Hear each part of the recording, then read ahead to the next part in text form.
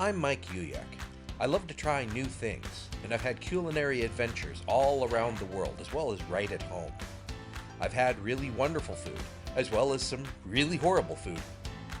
I'd like to share some of my adventures with you, and we'll see if I have what it takes to fix whatever goes wrong.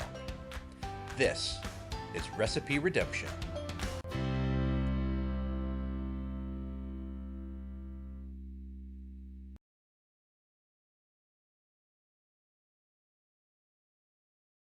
Hello, everyone.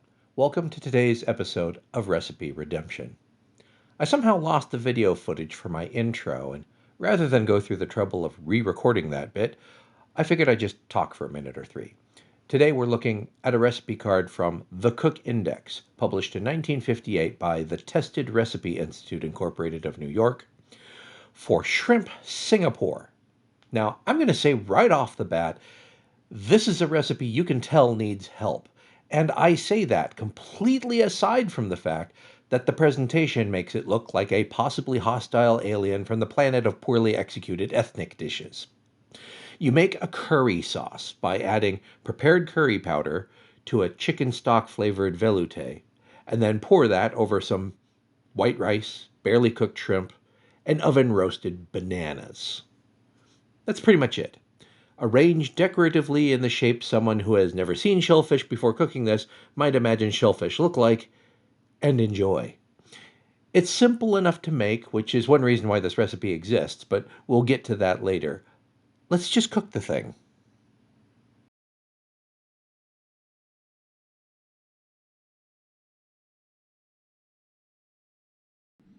Okay, we've moved this in here because I started the dishwasher and then said, let's record.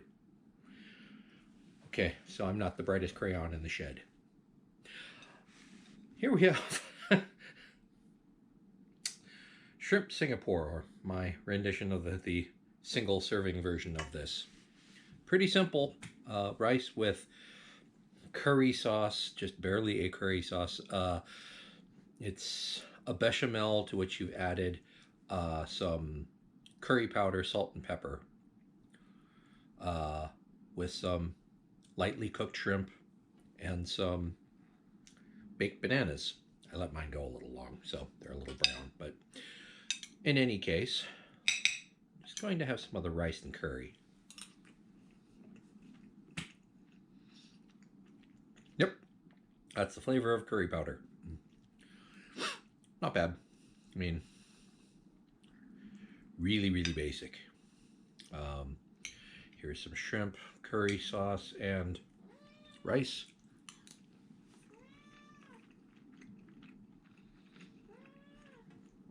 Meow.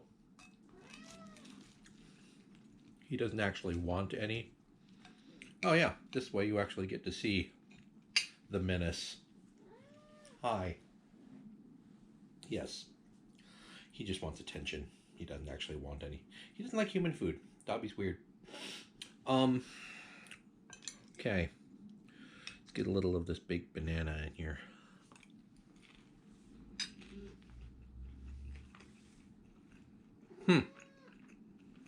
Okay. I sort of get it. Must you wipe your ass on my head? Cats. Anyway.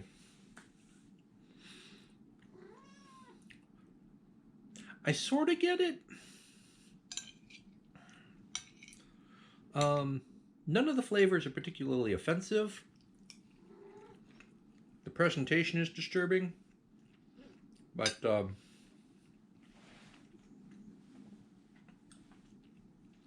flavor is not too bad, actually.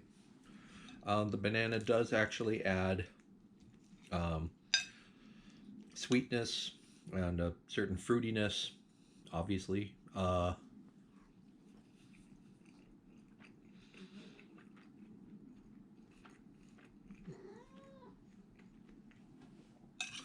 Which does give it a little bit more complexity, but not by much.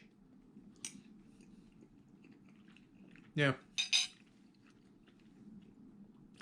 There's nothing specifically offensive about this other than possibly the presentation. That being said, however, it's really basic. Um,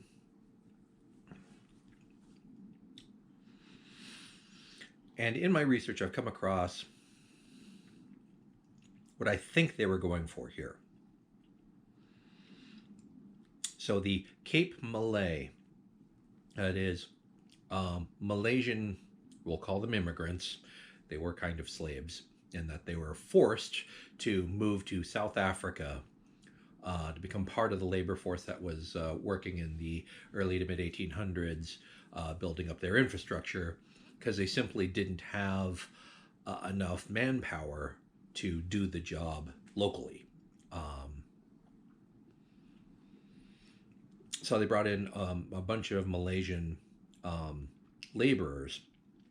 They brought their cuisine with them, and they came up with a Cape Malay version of a curry that was like their Malaysian curries, using what ingredients they had available. Um, Now, Southeast Asia, you have a lot of ingredients in their curries that might be a little bit difficult to get a hold of, especially in 1830s South Africa. So probably no curry leaves, or probably maybe not lemongrass, probably not galangal. Um, a lot of these core ingredients that go into a curry paste that you would find in Southeast Asian cultures. And so they did what they could with what they had. The British were pretty good about shipping um, dried spices around the empire, but uh, some of the some of the more sort of local ingredients might be a little hard to get a hold of crossing oceans. So they did what they could, and they came up with a curry that looked something like this. Okay, I'm going to start off by sauteing some onions in a little bit of oil. Once those turn translucent, I'm actually adding some finely minced galangal. I happen to have some, and so this is a little bit of a cheat, but I think it's going to turn out a lot better. Then I'm going to add spices in no particular order: onion powder, garlic powder, ground cumin, ground coriander, ground cardamom, some turmeric, and some red pepper flake, along with some kosher salt. Just stir that in to make sure it's well incorporated into the onions, adding a little bit of water just to loosen things up and kind of help deglaze the pan a little bit. A can of crushed red tomatoes and a can of coconut cream. Just going to stir that together to combine, simmer for about 10 minutes, and then assemble the just like with the shrimp Singapore, except not make banana legs.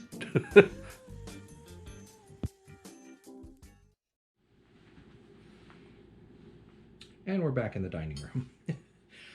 um, so yeah, this is more of the Cape Malay.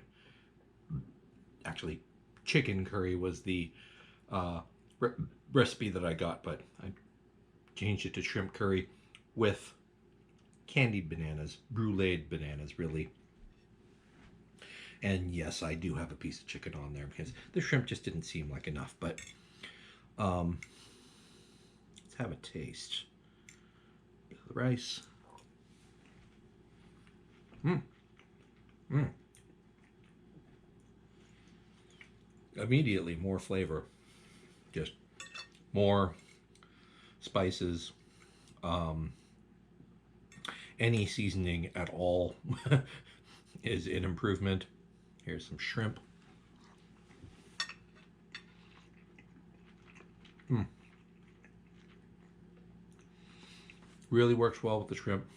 Nice sweetness from the tomato and the sauteed onion, um, and earthiness from the spices. Tiny bit of kick, not really much. Works really well with the shrimp. Let's try some with a bit of the banana. Now this was just again, a bruleed banana, really. Um, Kind of dabbed a little bit of butter on the banana halves. I actually cut them down the middle instead of, you know, longitudinally. Um, Sprinkled a little bit of brown sugar on them and put them under the broiler, and it sort of bruleed them.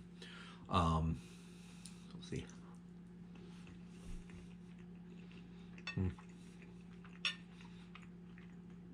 Still get that fruitiness from the banana.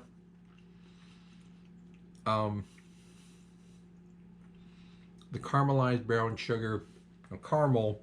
You always think of it as being sweet, right? But the Maillard reaction that the sugar goes through in transforming from sugar to caramel causes certain bitter compounds to actually enter the equation. There's still sweetness, and it's still overall sweet, but there's a bitterness that kind of develops that flavor into something different. Okay, I got a piece of shrimp here and the banana.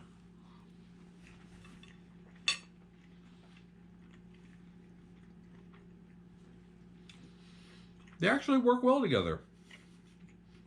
It's kind of surprising, actually, because you don't really think of bananas and shrimp together in the same dish, but it actually kind of works. Is it absolutely necessary? No. It could be served on, that's why it's served on the side. This might not be for everybody.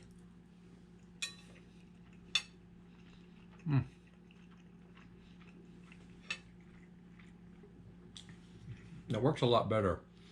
There's just more complexities. There's just more going on in this dish. That makes it so much more just interesting. Keep your brain engaged. It's not just this, yeah, it has a flavor. Time to just shovel the rest of it in my mouth because I'm hungry. This actually has something that allows you to sort of stop and think about it for a minute, if that's your thing. Now, I will say, this was just throwing stuff from the cupboard that I had. Would it be better if the spices were whole, dry toasted in a medium pan, and then ground into a paste? Yes, would be better. Probably fresher than some of the spices that I have, too, if they were newer. Other vegetables? Maybe. Probably better quality shrimp? Yes. These were kind of on their last legs.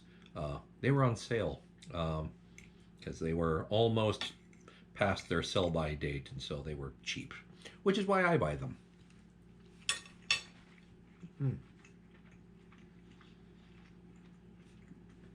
Yes, if I had peeled and diced fresh tomatoes myself instead of canned, sure, they would be better. And I'm sure there are some folks who would say that's nothing even close to Cape Malay curry. And to that extent, they're right. I'm just cooking this from the ingredients that I have and my basic knowledge of the cuisine.